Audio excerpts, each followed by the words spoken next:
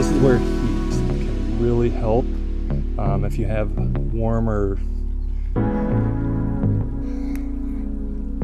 And so this is where heat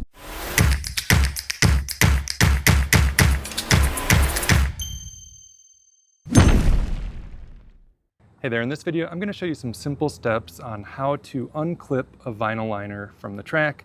This can be useful if you're looking to do some sort of repair work or other adjustment to the pool, and then I'll show you how to get it reinstalled. So in my case, I'm going to be replacing the jet assembly. You can see it's pretty invasive work on the backside, but part of this, in order to access the assembly, I need to remove or disconnect a section of the liner here.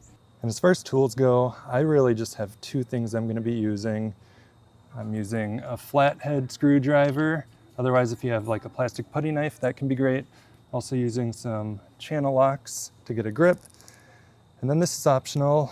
It's going to depend on the situation, but a heat gun that allows you to make the liner a bit more flexible and easier to work with. So first things first, I'm using just a towel for some basic padding as I'm kneeling down over the ledge here. We've got this exposed aggregate. It's pretty hard on the knees. So in my case, I'm going to need to take probably at least a 12-inch section out from the track in order to expose enough to do my repair. So really the hardest part is just getting it initially removed or unclipped.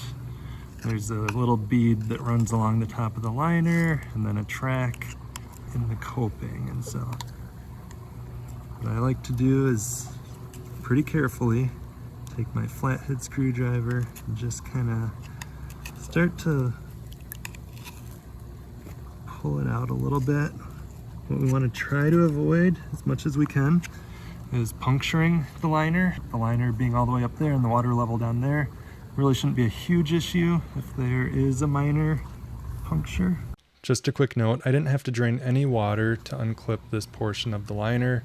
And generally, water can help hold the liner in place once it's unclipped to prevent it from floating on you. So we can see we've got our first little bit showing through. Once you get a little exposed, start working from the back side of it. Almost have enough to just pull it. Continue to work it out. So once we get enough of it exposed, we can slide our fingers in there. Now, slowly start to just work it out a little bit. So right now I've got a pretty large section that's dislodged from the track. This should be plenty for me to do my work. So really easy. I didn't even have to use the channel locks in that case. Sometimes you may want to use them just to kind of do that initial pull, but just a flathead screwdriver. I also had to repair a second jet, and for this one, I tried another technique using just some duct tape that I put into a pattern so that I could use it to try and get a little leverage to actually lift the liner up a little bit as I was using the screwdriver. The tape might have helped a little bit, but I think using just the screwdriver alone works well enough and is a bit quicker than having to deal with the tape. So here's what that liner looks like. This is essentially that top bead there of the liner that clips into that white track. You can see it on the underside of the metal coping. Now that we have our section of liner unclipped, I'm going to go ahead, make our repair, and then we'll be back to get this liner clipped back in. And if you're interested, I'll be putting out a series of videos that goes through the process of how I found my pool leak and how I fixed it. Mine were at a very common location at those return fittings, so subscribe if you want to see that process. All right, now that our repair is made, I'm going to go ahead and clip the liner back into the track. It's usually pretty simple. I'm still just kind of sticking with my flathead screwdriver. I'm starting at the edge where the unclipped and the clipped are together, and we'll try to start slowly pressing in that unclipped area. This is definitely easier in warmer weather. Right now we're in the 70s, which allows the liner to remain somewhat malleable. You can see we're getting it in there a bit, but still wanting to pull out. So there's enough tension on the liner where it's still trying to pull itself away. And so this is where heat can really come in handy. You can take some really hot, almost boiling water and carefully pour it onto the liner. But what I'm going to be using is a heat gun. Just gently applying heat. Definitely don't want to burn through the liner. But what we'll see here is just how much more stretch we can get from this. So I've just got our heat gun on the low setting, holding it a few inches away from the liner. Again, we don't want to burn this. It doesn't take much to really add some stretch to it.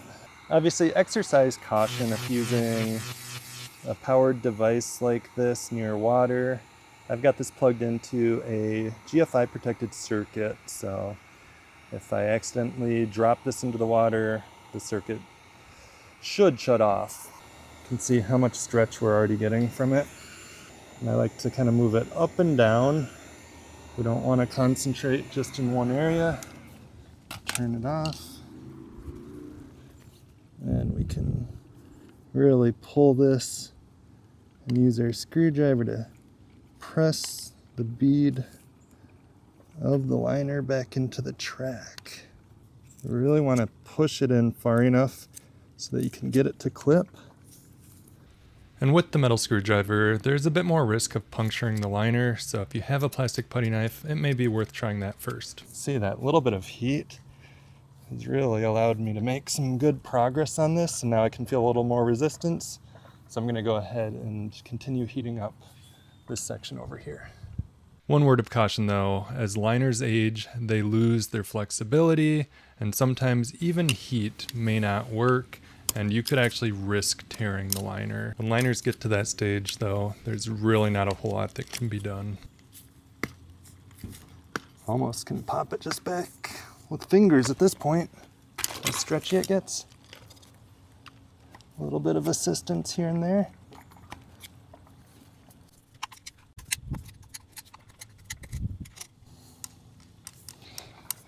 And then sometimes if the bead seems like it just won't catch on to the track, you can buy little inserts that are meant to kind of hold things in place. Otherwise, I've seen popsicle sticks or even just pennies that get inserted into there just to hold it in place.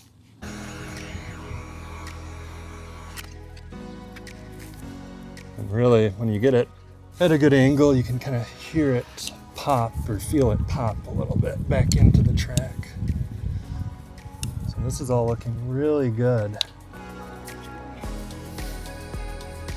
Got it all the way back in, no need for any other mechanisms to hold it in place. Easy as that.